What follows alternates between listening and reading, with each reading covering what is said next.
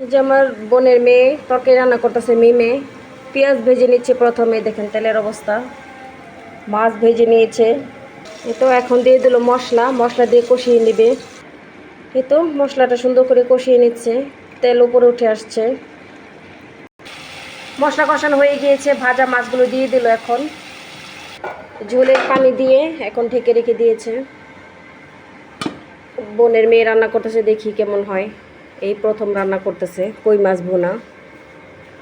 এই যে চুলাপাড়ের অবস্থা, প্রথম প্রথম কিছু করতে গেলে যা হয় আর কি। এই যে একদম এই মাথা থেকে ওই মাথা, এই যে আঠা। আর এদিক দিয়ে আমি আটা গুলে নিয়েছি, রুটি বানাবো।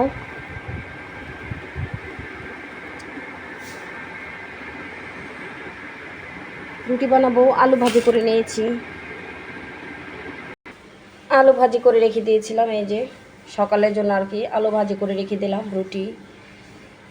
রুটির সাথে খাওয়া হবে আলু ভাজি। আর রাতে খাওয়ার জন্য হয়েছে কই মাছ ভুনা, আমার বোনের মেয়ে রান্না করতেছে।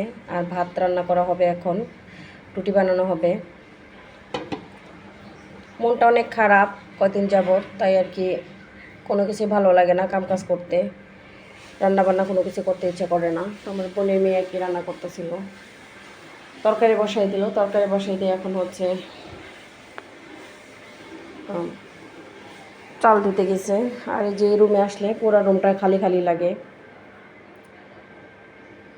একদম খালি খালি লাগে আর কি, কারণ আর কি ভালো লাগে না। শখ করে একটা জিনিস নিলে সেই জিনিসটা যদি হারিয়ে যায় বা কেউ নিয়ে যায়, খুব খারাপ লাগে আর কি। যাই হোক, ব্যাপার না, আবার হবে ইনশাল্লাহ। তো সবাই দোয়া করবেন আমার জন্য, আমিও সবার জন্য দোয়া করি। সবাই ভালো থাকবেন, সুস্থ থাকবেন। ভিডিওটা ভালো লাগলে লাইক কমেন্ট শেয়ার করে পাশে থাকবেন।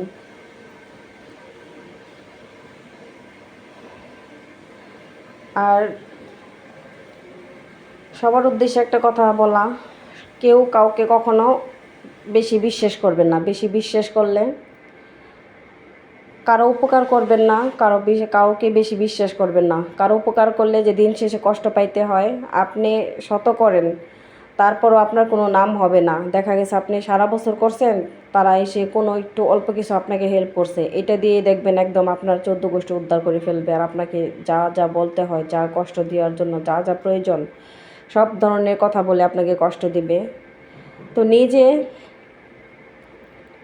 হাত রোদ ভালো থাকতে কখনো কারো কাছ থেকে সাহায্য নেবেন না, কারো কাছে হেল্প চাইবেন না। সবার উদ্দেশ্যে এই কথাটা বলা আমার। কারো কাছে হেল্প চাইবেন না, আত্মীয় স্বজনের কাছে তো আরও না। সবার কাছ থেকে দূরে থাকবেন। দূরে গিয়ে আপনি কষ্ট করে পরিশ্রম করে খাবেন, তারপরে এদের কাছে হাত পাতবেন না, এক প্লেট ভাতের জন্য কখনো যাবেন না। সবার কাছে অনুরোধ আমার, সবাই ভালো থাকবেন। আল্লাহ হাফিজ।